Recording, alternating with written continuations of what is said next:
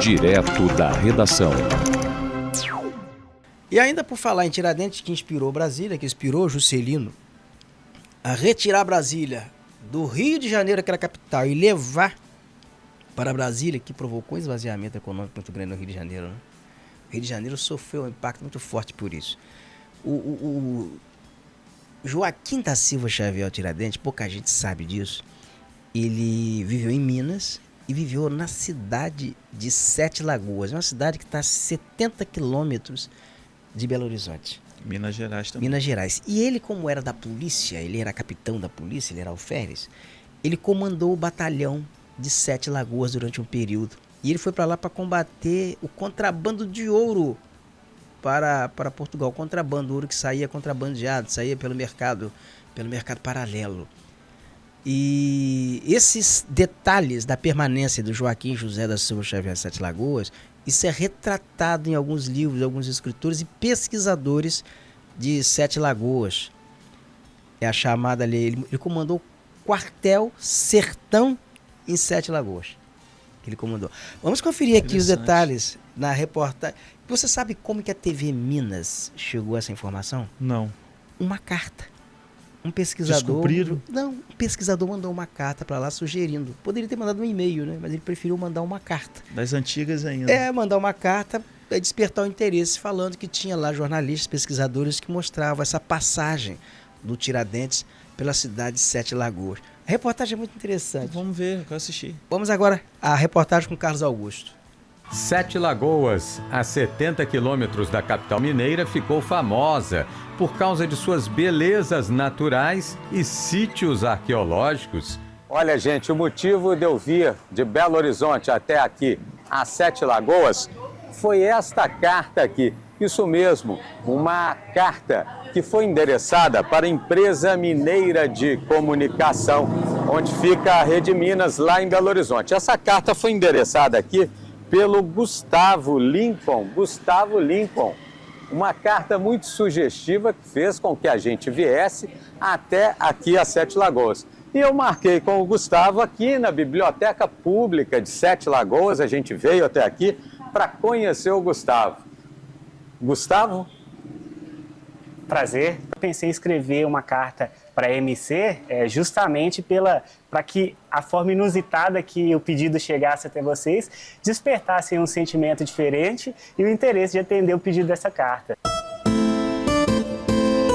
Então vamos lá, Gustavo. Meu nome é Gustavo Lincoln e sou de Sete Lagoas. Isso mesmo, a cidade onde viveu e trabalhou nosso herói e mártir nacional Tiradentes.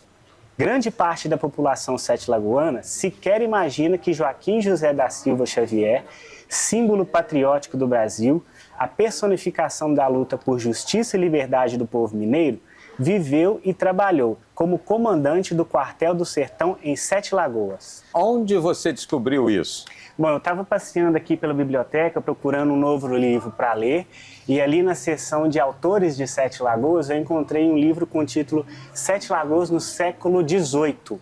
Dentro desse livro tem um capítulo que fala sobre a passagem e a vida de Tiradentes aqui na cidade. Fala bem brevemente. E eu achei fantástico. Então eu descobri um outro livro desse mesmo autor. O livro em questão é este aqui.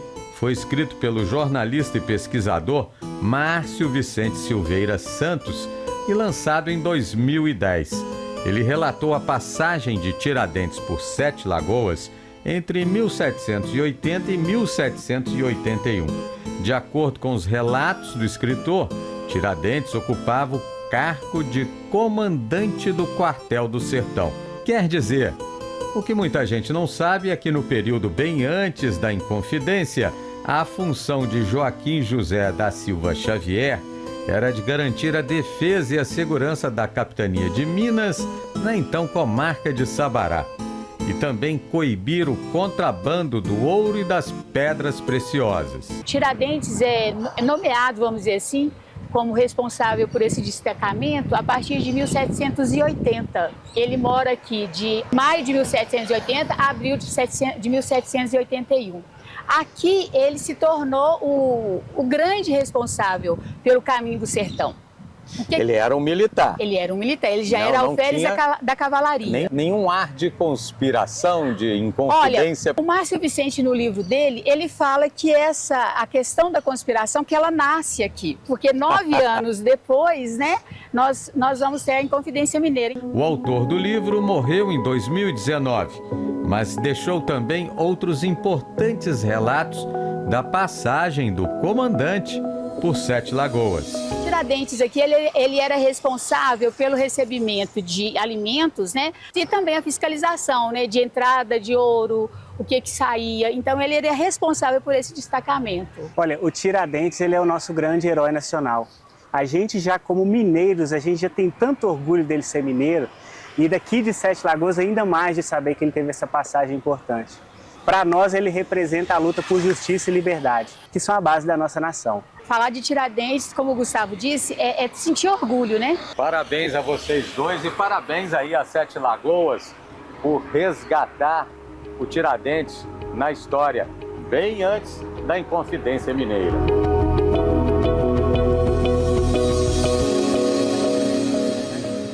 A Inconfidência Mineira foi um movimento burguês, né? Foi um movimento da elite que estava insatisfeita em pagar uma carga tributária muito alta à metrópole, que era Portugal, Brasil colônia, contexto, Brasil colônia de Portugal. Mas há sim historiadores que resgatam a memória de Tiradentes, dizendo que o Tiradentes, na verdade, foi o elo mais fraco da corrente. Ele foi o cara que foi apanhado, foi executado justamente para amedrontar os demais membros das elites. Ele era o andar de baixo desse movimento e apanharam ele como Cristo. Olha, vamos pegar ele aqui, vamos sacrificar, vamos executar ele para servir de exemplo para os outros.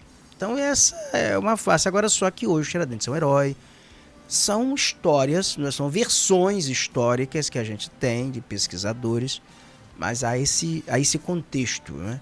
Mas o contexto de Tiradentes é o Brasil colônia, uma região produtora de ouro, em que a metrópole sugava todo o ouro que era extraído na região de Minas, levava para a metrópole, para Portugal, e daí então a carga tributária, o pessoal que era o pessoal que explorava o ouro, ele tinha que pagar o quinto do ouro, tinha que pagar a metrópole, a Portugal. Então tudo isso aí foi que se deu ali, fomentou a insatisfação da elite naquela ocasião contra a metrópole de Portugal. Então foi tudo ali guerra tributária.